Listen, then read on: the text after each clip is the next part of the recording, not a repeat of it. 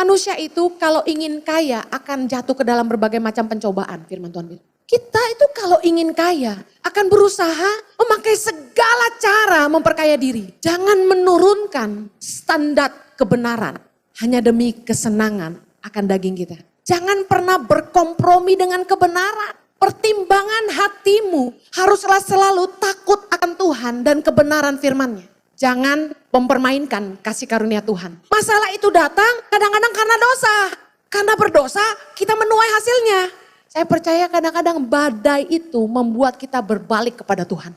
Badai itu membuat kita jadi ngerti kekuatan kita tidak seberapa, kita perlu Tuhan. Badai membuat kita sadar siapa saya tanpa Tuhan. Kalau kalian lagi ngadapi masalah, jangan fokus doanya minta diberkati. Salah, tanya apa kehendaknya untuk hidupmu. Mendengar Tuhan dari dalam badai. Tanya Tuhan, what do you want from me Lord?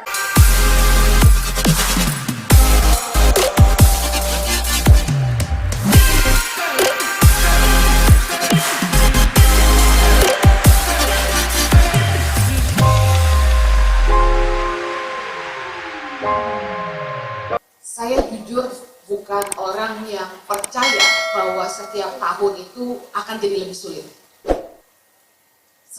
Setiap awal tahun, bosan dengar perkataan, ini direkam kan ya? Ya. Bosan dengar perkataan setiap hamba Tuhan, tahun depan tidak akan lebih mudah gitu. Saya bukan tidak percaya bahwa hidup itu sulit.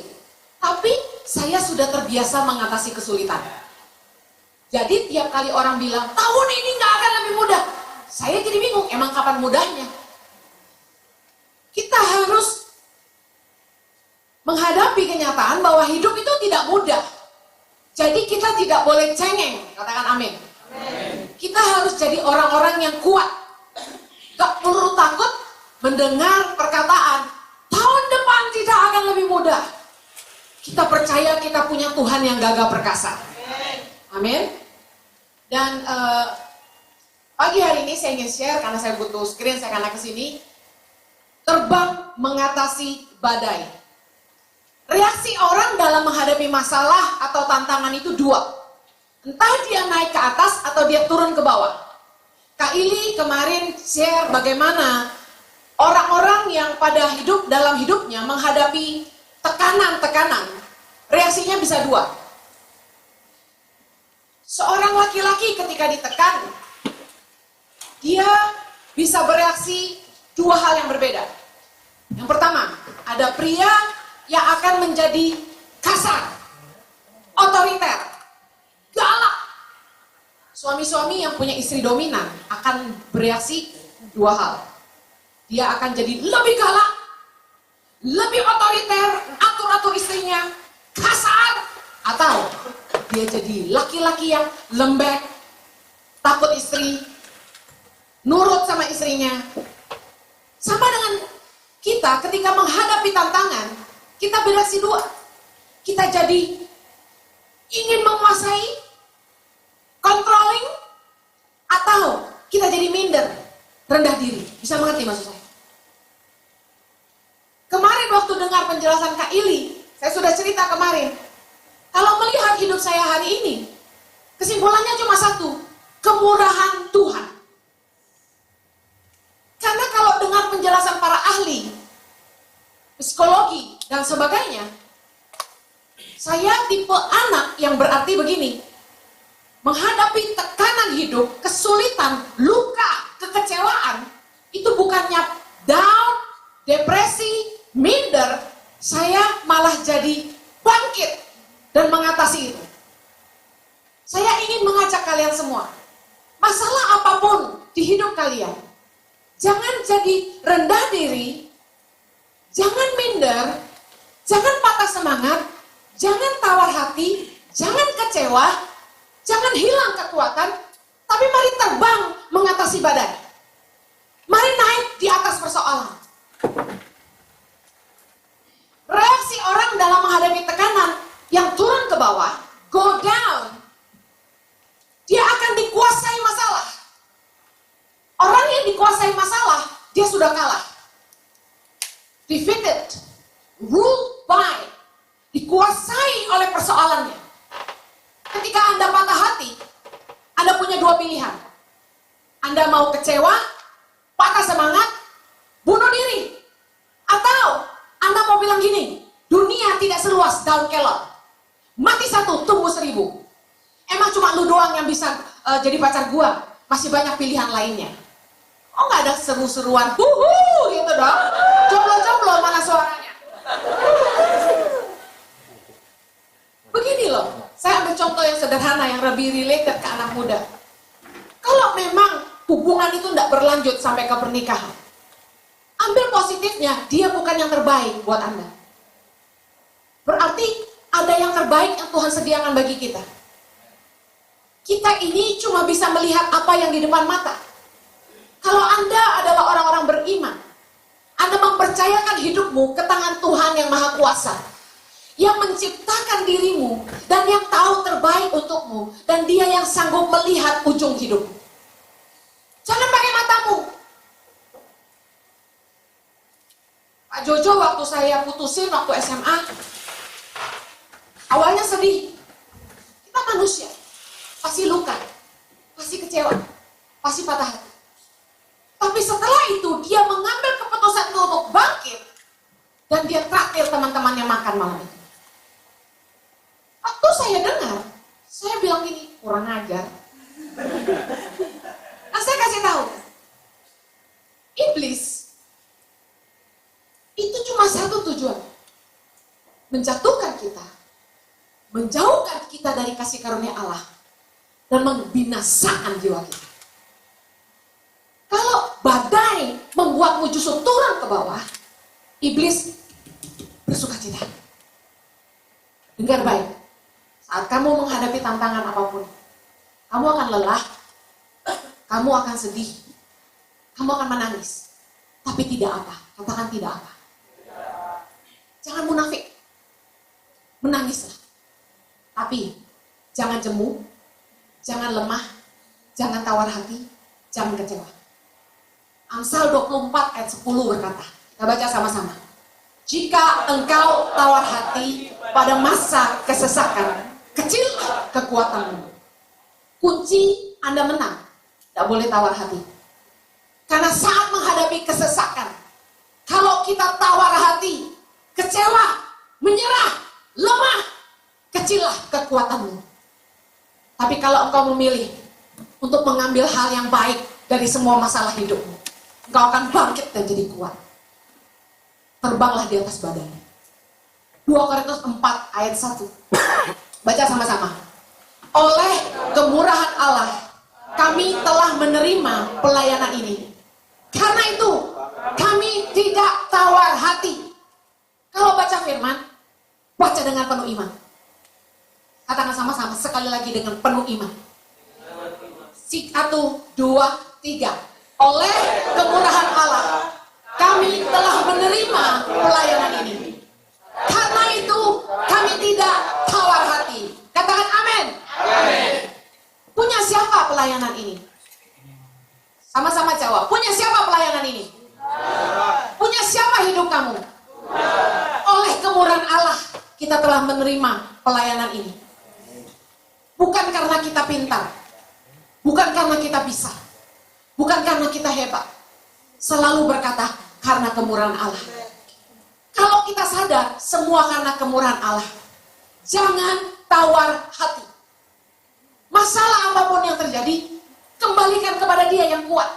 Kembalikan kepada sumbernya. Contoh, masalah apapun yang kalian hadapi di lapangan, kalau kalian mau dewasa, kalian harus belajar mengatasinya. Orang itu punya 2 mental.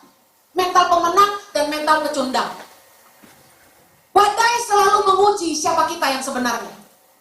Kalau Anda adalah orang-orang pecundang, tiap kali menghadapi tantangan, kamu selalu negatif. Kamu selalu melihat masalah itu melemahkan. Masalah itu, sudah tidak ada harapan. Ingat ketika 12 pengintai masuk ke tanah Kanaan, 10 pecundang berkata, gawat, itu orang-orang raksasa, mati kita dimakannya. Tapi ada 2 orang mental pemenang yang berkata,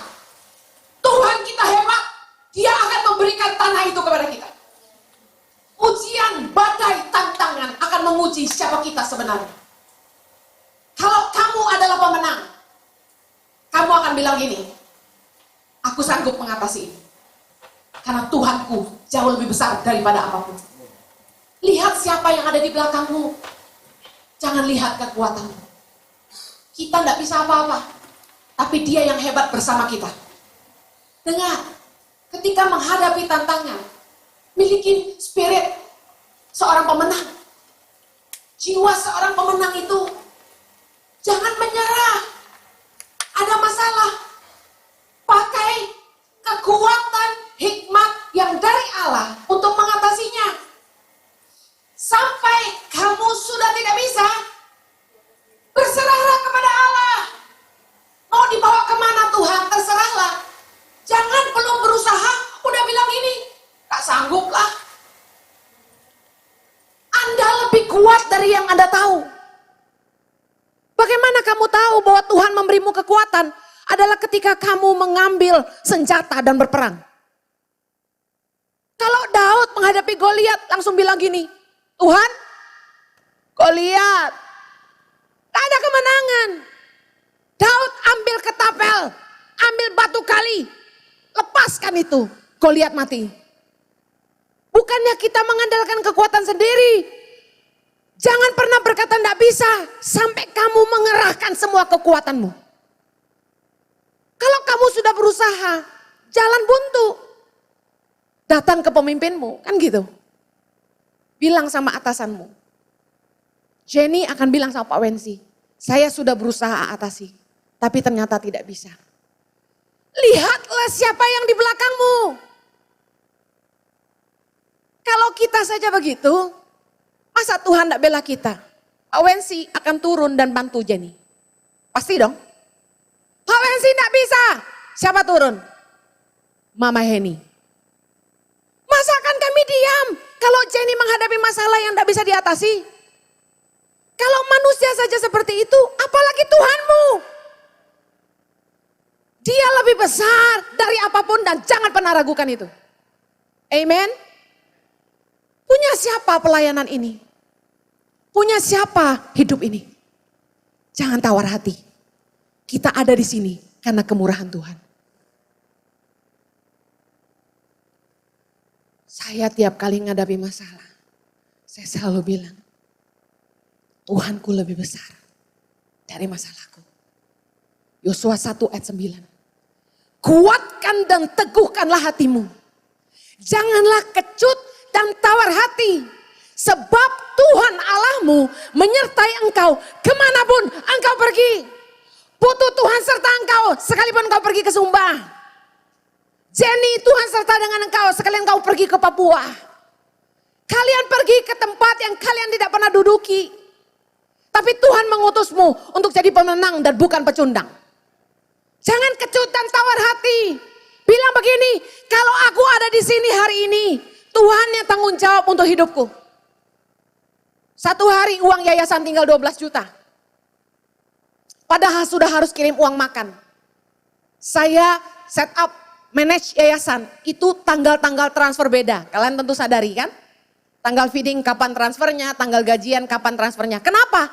Karena butuh waktu kumpul dana. Waktu sudah harus transfer uang makan, uang tinggal 12 juta. Saya pergi ke kamar mandi. Saya percaya kamar mandi itu tempat revelation. Tempat pewahyuan. Tuhan bicara banyak di kamar mandi. Tuhan, saya bilang, tolong saya. Saya enggak peduli kalau anak-anak enggak bisa makan, padahal peduli. Saya bilang begini, pelayanan ini milikmu. Kalau uangnya enggak cukup, saya pulang ke Australia. Saya tantang Tuhan begitu. Kita ketika putus asa, jangan menyerah. Tapi kembalikan kepada Dia yang mengutus kita. Bilang sama Tuhan, aku di sini karena Engkau. Berbuatlah sesuatu. Gitu dong. Aku tidak mampu. Tapi Engkau yang mengutus aku. Sejak hari itu. Tidak pernah tidak cukup. Saya katakan sekali lagi. Sejak hari itu. Tidak pernah tidak cukup. Keren gak Tuhan kita? Gak pernah gak cukup. Kalau dulu Tuhan pernah tolong kita. Hari ini pun dia sanggup tolong kita. Percayalah. Setiap kali Anda menghadapi tantangan. Ingatlah akan kebaikan Tuhan. Daud selalu mengingatkan jiwanya. Hai jiwaku, jangan lupakan kebaikan Tuhan. Tiap kali saya mentok, tiap kali saya pusing dengan begitu banyak masalah dan tantangan. Masalah kalian cuma ngurusin center. Masalah saya Indonesia dan pelayanan. Keluarga. Masya Allah. Saya selalu bilang, aku melayangkan mataku ke gunung. Dari mana datang pertolongan itu? Setiap pagi cuma nyanyi itu. Tuhanlah penolongku. Amin. Tuhan itu penolong kita yang setia. Gak usah kecewa, gak usah tawar hati. Justru ketika kamu merasa lemah, berkatalah, kalau Tuhan pernah tolong saya, dia sanggup tolong saya lagi. Reaksi yang kedua menghadapi badai. Tadi turun ke bawah, ini naik ke atas. Bagaimana caranya? Kalau kita go up, kita look up. Katakan look up. Lihat ke atas. Orang yang mengatasi badai, fly above the storm, dia akan bereaksi begini terhadap tekanan dan tantangan. Dia akan berusaha menguasainya. Conquer artinya menang atas masalah. To rule over. Kita tidak biarkan masalah memimpin kita. Kita yang memimpin masalah. Bagaimana cara kita terbang mengatasi badai? Yang pertama, belajar dari kesalahan. Saya mau ingatkan bahwa masalah yang datang dalam hidup kita, itu tidak selalu ujian dari Tuhan. Masalah dalam hidup kita tidak selalu datang dari setan. Saya ulangi, kalau ada tantangan datang dalam hidup kita, masalah itu tidak selalu datang karena ujian dari Tuhan. Dan masalah itu nggak selalu datang karena pencobaan dari setan. Tantangan datang dalam hidup kita bisa jadi terjadi karena kesalahan. Kesalahan kita sendiri. Jadi waktu badai itu datang, belajarlah dari kesalahan. Ingat baik, kita ini Raja Wali dan bukan ayam. Mentalitas Raja Wali, waktu badai itu datang, dia mengepakkan sayapnya lebar-lebar. Lalu dia mengizinkan angin badai itu menerbangkan dia. Dia terbawa tinggi oleh badai. Kalau ayam lihat badai, langsung ribut. Orang kalau diterpa badai malah curhat sana sini, jelek-jelekin orang, malah ribut, nyalain orang kanan kiri. Gara-gara dia tuh. Victim mentality. Orang yang gak pernah mau mengakui kesalahan, tapi selalu mencari kambing hitam. Tidak akan pernah jadi pemenang. Waktu masalah itu datang, berkacalah. Berubahlah. Jangan pakai cara lama. Saya mau kasih tahu, masalah itu datang kadang-kadang karena dosa. Karena berdosa kita menuai hasilnya. Tipu-tipu sih, kita akan makan buahnya. Hati-hati, semua orang akan bertanggung jawab dengan perbuatannya sendiri, kan gitu. Jangan bermain dengan dosa, tingkatkan kualitas dan nilai-nilai hidup kita. Contoh, perusahaan-perusahaan yang hari ini bangkrut gara-gara diobrak-abrik sama pemerintah. Akibat apa? Mereka curang dalam mengelola usahanya. Pakai telur busuk untuk bikin kue dan dijual. Mereka nggak mikir udah berapa banyak ribu juta orang mungkin yang makan kue itu selama ini. tanpa pernah tahu mereka pakai telur busuk. Hanya sekedar cari keuntungan. Manusia itu kalau ingin kaya akan jatuh ke dalam berbagai macam pencobaan, firman Tuhan bilang. Kita itu kalau ingin kaya akan berusaha memakai segala cara memperkaya diri. Hari Minggu kalian dengar saya share, oh saya sama Pak Jojo bukan tidak butuh uang. Tapi kami tidak pakai cara-cara kotor untuk memperkaya diri.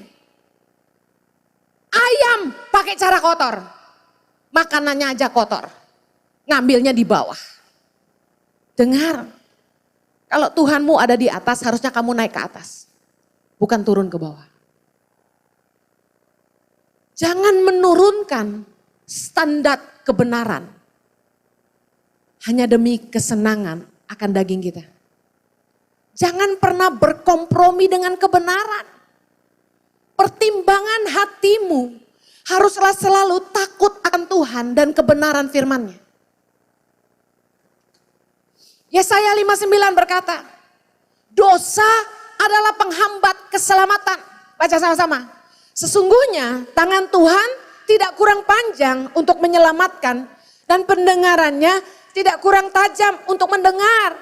Tetapi yang merupakan pemisah antara kamu dan Allahmu ialah segala kejahatanmu dan yang membuat dia menyembunyikan diri terhadap kamu sehingga ia tidak mendengar ialah segala dosamu. Kalian yang melayani di tangan pengharapan jangan main-main dengan dosa. 13 tahun tangan pengharapan berdiri, saya sudah lihat pemimpin-pemimpin berjatuhan karena dosa. Ada yang karena curi uang, ada yang karena main perempuan, ada yang karena tidak berintegritas dengan perkataannya. Tipu sana, tipu sini. Ada yang karena tidak punya kasih. Semua berjatuhan. Dengar baik. Jangan sampai tinggi hati. Salah satu pemimpin di tangan pengharapan yang pernah keluar, rata-rata ada 4 di antaranya merendahkan saya. Anak muda seringkali merasa orang tua tidak tahu apa-apa. Jangan sombong. Hargai kerja keras orang. Hargai pengorbanan orang. Hargai apa yang telah mereka korbankan di masa lalu. Mungkin kamu lebih tahu, tapi mereka sudah mencapai titik di mana mereka ada hari ini dengan sudah bayar harga banyak yang kamu tidak pernah bayar. Jangan pernah merendahkan siapapun. Jangan pernah merasa lebih bijak dari orang lain. Kita selalu harus bisa belajar dari orang lain. Kenapa saya senang mengajar? Karena saya tidak mau anak-anak generasi muda mengulangi kesalahan yang sama. Orang yang bijak tidak perlu jatuh dulu baru belajar. Orang yang bijaksana belajar dari kesalahan orang lain supaya tidak jatuh. Contoh, Pak Wensili lewat di satu jalan. Dia bilang di situ ada lubang. Tapi Jenny tidak mau dengar. Jenny jalan di situ. Ya jatuhlah. Itu bodoh namanya. Tapi kalau Jenny dengar, Pak Wensi bilang, Jen jangan lurus di situ ada lubang. Jenny ambil jalan lain, itu bijaksana. Orang yang bijak kata Alkitab, lihat ada masalah di depan, bukan petantang-petenteng. Mana masalah, mana masalah, mana masalah. Belum tahu dia siapa saya. Tidak gitu, masalah jangan dicari. Kita diajar Yesus, jauhkanlah kami dari segala pencobaan. Jangan mencobai Tuhan, jangan mencobai diri sendiri. Jangan sok kuat. Firman Tuhan berkata, barang siapa menyangka dia teguh berdiri, hati-hatilah dia jangan jatuh. Orang yang bijaksana lihat masalah, dia sembunyi. Dia menghindar. Dengar baik. Kalau masalah itu tidak terhindarkan, kita hadapi. Tapi jangan cari masalah. Ada orang-orang yang pernah bebas dari narkoba, sok-sok melayani orang yang masih terjerat narkoba. Tidak sedikit yang akhirnya jatuh lagi. Jangan cari masalah. Kunci menang dari dosa itu yang pertama bertobat. Katakan bertobat. Bertobat berasal dari kata aslinya metanoia yang artinya berbalik 180 derajat bukan 360. Berbalik. Salib itu membuat kita menang atas dosa. Kalau kita tambahkan kata-kata tidak, tambahkan salib dan kata tidak, di depan semua kebiasaan buruk dan dosa kita. Anda tidak bisa menang kalau tidak berubah. Firman Tuhan berkata Matius 3 ayat 8, hasilkanlah buah yang sesuai dengan pertobatan. Kemudian, kalau Anda tidak mau jatuh dalam dosa yang sama. Pertama bertobat, kedua ubah kebiasaanmu. Melakukan hal yang sama terus menerus, tidak akan menolongmu. Contoh, sederhana aja. Kamu biasa jatuh dalam dosa pornografi, lihat video-video porno itu malam hari. Ketika sudah tidak ada kerjaan lagi, iseng browsing-browsing. Di Instagram kadang-kadang tanpa diundang ada perempuan duduk terbalik. Kemudian mulailah lihat-lihat yang lain. Saya kasih tahu. Pornografi merusak otakmu.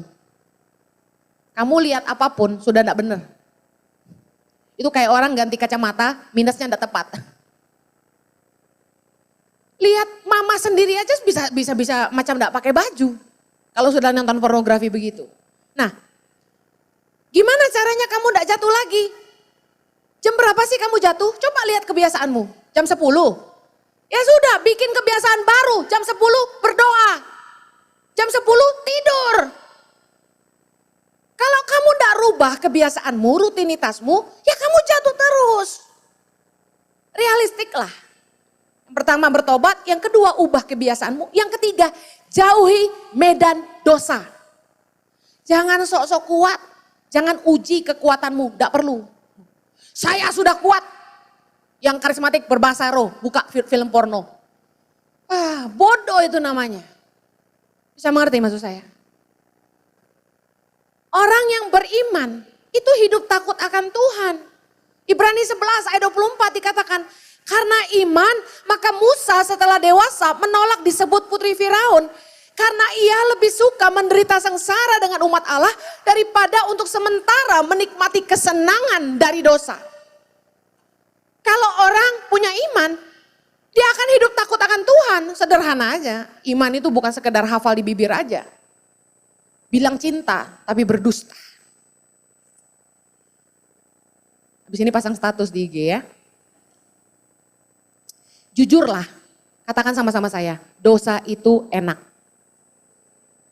Ayo enggak usah sangkali. Dosa enak enggak? Roti curian lezat rasanya kata firman. Tapi ujungnya apa? Maut. Daniel 1 ayat 8. Daniel berketetapan untuk tidak menajiskan dirinya dengan santapan raja dan anggur yang biasa diminum raja. Dimintanyalah kepada pemimpin pegawai istana itu supaya ia tidak usah menajiskan dirinya. Kalau kamu punya iman, kamu ambil ketetapan. Orang kalau mau berubah hidupnya. Saya mau kasih tahu, pengenalan akan Tuhan tidak membuat kamu kebal dosa. Kamu kira terima Yesus, baca Alkitab, rajin berdoa membuat kamu kebal dosa? Tidak akan. Pendeta aja lo bisa jatuh. Kurang rohani apa? Tahu nggak kuncinya di mana? Kalau kamu mencintai Tuhan, kamu berketetapan tidak menajiskan diri. Dosa itu enak, tapi aku berketetapan tidak menajiskan diri. Enak gak daging? Enak. Enak gak anggur?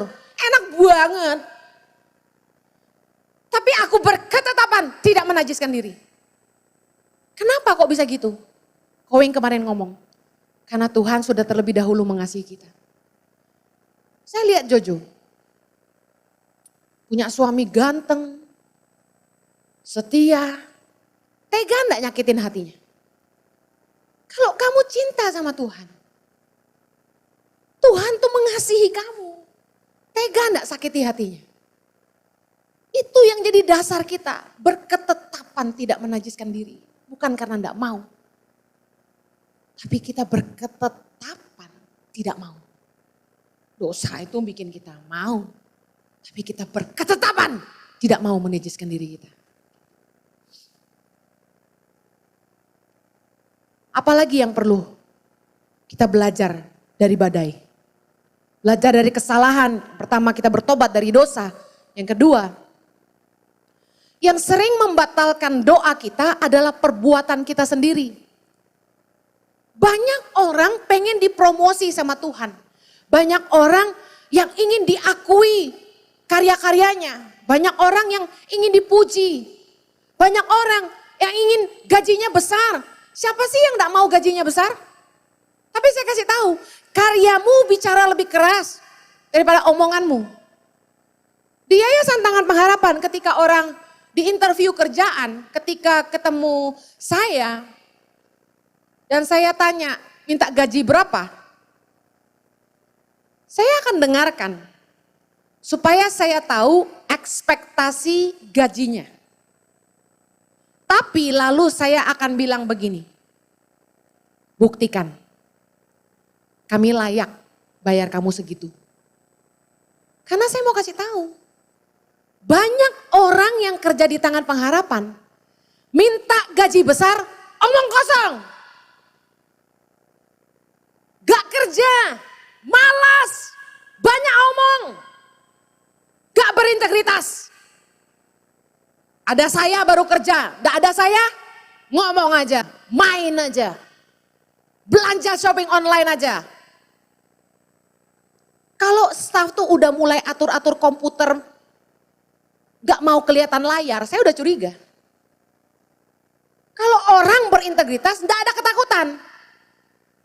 Silakan periksa saya, itu gak ada ketakutan.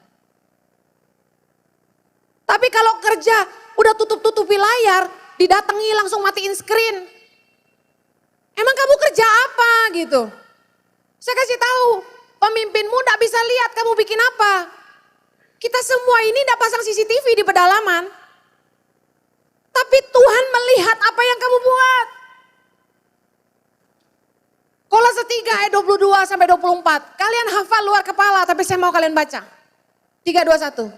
Hai hamba-hamba, taatilah Tuhanmu yang di dunia ini dalam segala hal. Jangan hanya di hadapan mereka saja untuk menyenangkan mereka, melainkan dengan tulus hati karena takut akan Tuhan. Apapun juga yang kamu perbuat, perbuatlah dengan segenap hatimu seperti untuk Tuhan dan bukan untuk manusia. Kamu tahu bahwa dari Tuhanlah kamu akan menerima bagian yang ditentukan bagimu sebagai upah. Kristus adalah Tuhan dan kamu hambanya. Saya mau tanya, kamu hamba siapa?